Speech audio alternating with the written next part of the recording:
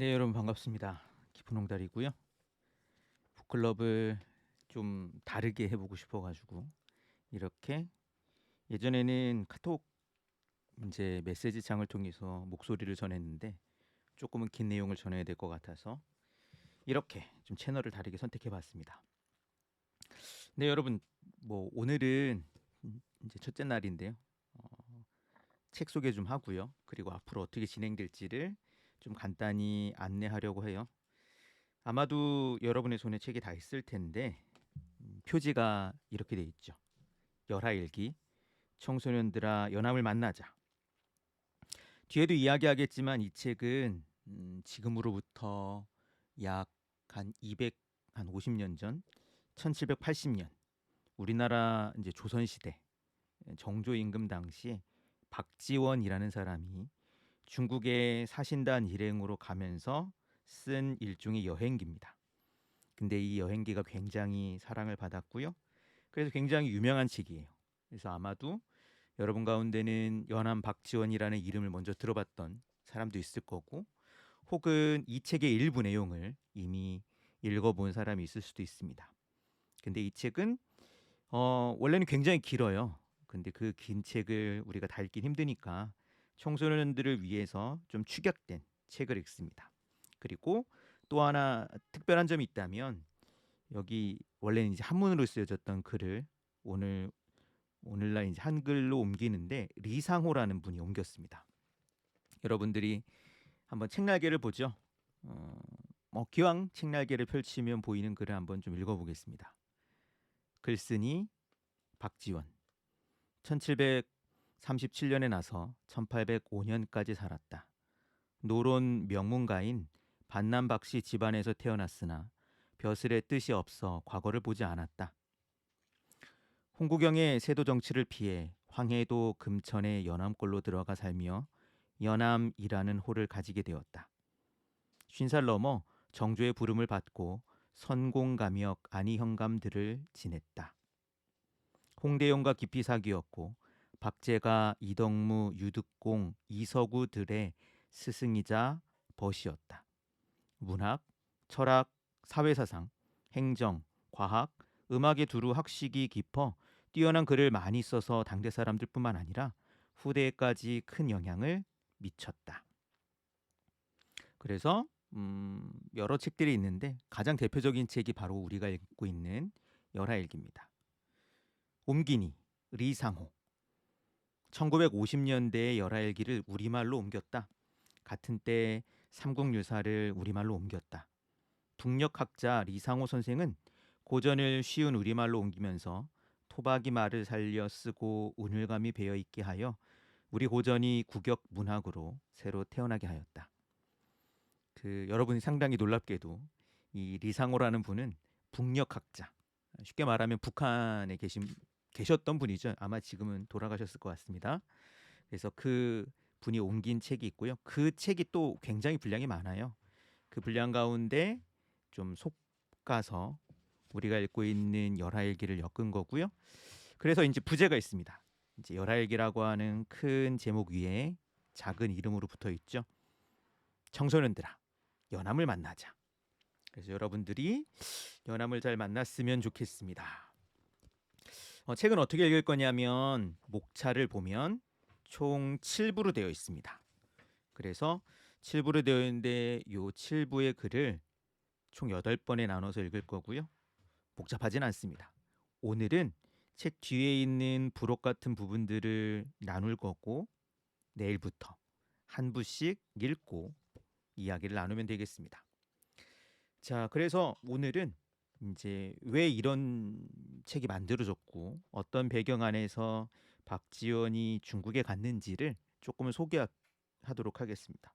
왜냐하면 여행기긴 한데 이게 우리가 생각하는 그런 여행은 아니거든요.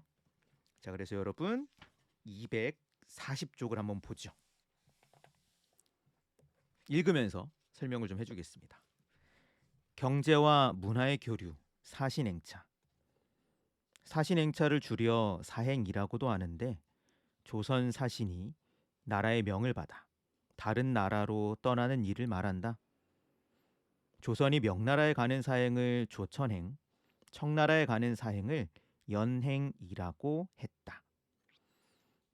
박지원이 중국에 갈 때는 청나라였어요. 그래서 연행사라고 사신단 일행을 불렀고요.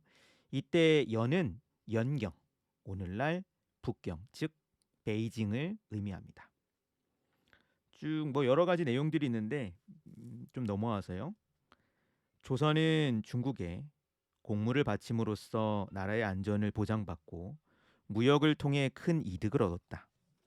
사행은 다른 나라로 나갈 수 있는 통로로 조선의 젊은 지식인들이 중국의 실상과 서구 문명, 앞선 문물과 어마어마한 책들을 제 눈으로 보고 새로운 세계 질서를 느끼는 기회였다. 조선 시대는 오늘날과 같은 그런 자유로운 여행이 불가능한 시대였습니다. 그래서 조선 바깥으로 나갈 수 있는 방법 가운데 거의 유일한 방법은 이 사신단 일행으로 가는 거였고요. 그러면서 다양한 이제 이 당시 이제 중국 북경에 서양 선교사도 와 있고 그리고 다양한 서양 문물이 들어와 있었기 때문에 그런 걸 눈으로 구경도 하고 여러 책들도 볼 수 있는 좋은 기회였죠. 박지원은 호기심이 많았던 사람이거든요. 그래서 이 사신단 일행에 가고 싶어 했습니다. 241쪽을 보죠. 사행단 수백 명은 거의 반년에 걸쳐 조선과 중국 두 나라를 오갔다. 임금이 임명한 정사, 부사, 서장관을 삼사라 하는데 이들 아래에 역관, 군관, 의원, 화원 같은 공식 인원과 수많은 시종, 마부, 하인들이 따랐다. 쭉 내려와서요. 군관은 비장이라고 하는데 비서이자 경호원이라 할 수 있다. 또 내의원이나 해민서에서 보낸 의원, 사행을 따라다니며 그림으로 기록하는 도화서 화원, 황제에게 올리는 표문을 관리하고 문서에 글씨를 쓰는 사자관, 중국어나 만주어를 배우러 간 우어 별차가 한 명씩 따라갔다. 여기까지가 공식 사행단으로 중국은 이들을 먹이고 재우고 상까지 주어야 했다. 공식 인원에 속하지는 않지만 가장 많은 수를 차지하는 사람은 마부와 하인들이다. 마부들은 역관들보다 더 자주 중국을 드나들었다. 마두는 마부의 우두머리로 중국말도 곧잘하고 중국 사정에도 밝아 사행단의 자질구레한 일도 맡아 처리했다. 자, 이렇게 사신단 일행이 수백 명이나 됐었고요. 한 6개월에 걸쳐 갔다 옵니다. 박지원 일행도 그랬고 박지원 일행은 242쪽에 보겠지만 1780년 열하로 가요. 1780년 5월 25일 정사 박명원, 부사 정원씨, 서장관 조정진이 청나라 황제 걸륭제 칠순 생일을 축하하기 위해 사행단을 이끌고 서울에서 길을 떠났다. 6월 24일에 압록강을 건너 8월 1일 북경에 도착했다. 사행단은 보통 황제가 있는 북경까지 가는데 걸륭제가 열하의 피서산장에 머무는 바람에 이 사행단은 처음으로 열하까지 가게 되었다. 자, 그래서 1780년 가고요. 이 사신단은 왜 갔느냐면 청나라 황제였던 걸륭제의 칠순생일을 축하하기 위해서였습니다. 걸륭제는 여러분들이 인터넷에 찾아보면 초상화가 아직도 남아 있어요. 이 70세 생일이니까 나름 굉장히 큰 중요한 사신단이었고요. 이 사신단에 박지원이 함께 갑니다. 원래는 북경까지 가야 되는데 이 황제가 그 당시에 여름이라서 피서산장, 즉 더위를 피하는 다른 곳이 있었어요. 열하라는 곳이 있는데 그곳으로 갑니다. 243쪽입니다. 박지원은 사행단의 공식 인원은 아니었으나 정사 박명원의 팔촌 동생으로서 따라갈 수 있었다. 박지원은 압록강을 건널 때부터 심양과 산해관을 거쳐 북경에 도착한 뒤 북경에서 열하로, 열하에서 다시 북경으로 온 때까지 일들을 날짜와 여정대로 일기했었다. 그 밖에 더 깊이 쓸 일은 군데군데 적어놓기도 하고 뒤에 몰아서 붙여놓기도 했다. 열하에서 황제를 보고 최초로 티베트의 판첸 라마를 만나기도 했다. 어, 박지원이 이렇게 많은 내용을 남길 수 있었던 건 이제 공식 사행단, 그러니까 쉽게 말하면 공식 사신이 아니었기 때문에 그래요. 그래서 책을 읽어보면 박지원은 혼자서 많이 돌아다닙니다. 그러니까 할 일이 이게 자유 시간이 많았던 거예요. 그래서 뭐 가게도 구경하고 사람들도 만나고 술 마시러 다니고 그런 내용이 있고요. 여러분들이 아마 이 지명이 익숙하지 않아서 좀 어렵지 않을까 싶은데 그래서 책에 책날개 바로 다음에 그러니까 이제 요 뭐라고 할까요? 색지가 있는 데 보면 열하 여행 지도라고 있습니다. 그래서 오른쪽에 보면 압록강이 있죠. 압록강은 이 조선과 청나라 사이에 있는 가장 북쪽에 있는 강이고요. 압록강을 건너 심양, 그 다음에 산해관, 북경, 그리고 열하까지 다녀오고요. 굉장히 좀 어려운 그 길이었어요. 왜냐하면 한 여름이라서 비도 많이 오고 막 그랬거든요. 다시 243쪽으로 돌아오죠. 스스로를 삼류 인사라고 일컬은 박지원은 중국인들과 나눈 이야기들과 직접 보고 들은 청나라의 산천과 문화를 독특한 문체와 활달한 필치로 열하일기에 담아냈다. 자, 그래서 박지원이 사신단 일행에 함께 가며 쓴 글이 물론 이제 그때 당시에 쓰진 않았고 막 메모 같은 걸 남깁니다. 돌아와서 남긴 책이 이 열하일기라는 책이고요. 이 책을 우리가 내일부터 차근차근 한 부씩 읽을 예정입니다. 그래서 여러분 책에 딱 보면 일부 우리가 읽는 책으로는 10쪽이죠. 여기 보면 1780년 6월 24일부터 7월 9일까지 압록강에서 요양까지 15일 동안. 자, 그래서 강을 건너가는 내용부터 나옵니다. 12쪽 보면 6월 24일 온종일 비가 오락가락. 드디어 압록강을 건넜다. 이렇게 시작을 하죠. 그래서 이걸 내일부터 한 꼭지씩 한 부씩 읽으면 될 거고요. 책에 있는 244쪽으로 오죠. 열하일기라는 작품도 유명하지만 이 연암이라고 하는 인물이 굉장히 연암 박지원이라고 하는 인물이 굉장히 중요하기 때문에 오늘은 요 뒤에 글을 좀 보고 그 인물에 대해서 소개를 좀 해주겠습니다. 여명기의 큰 사람 박지원. 박지원은 1737년 서울 서소문 밖 야동에서 박사유와 한평 이씨 사이에서 태어났다.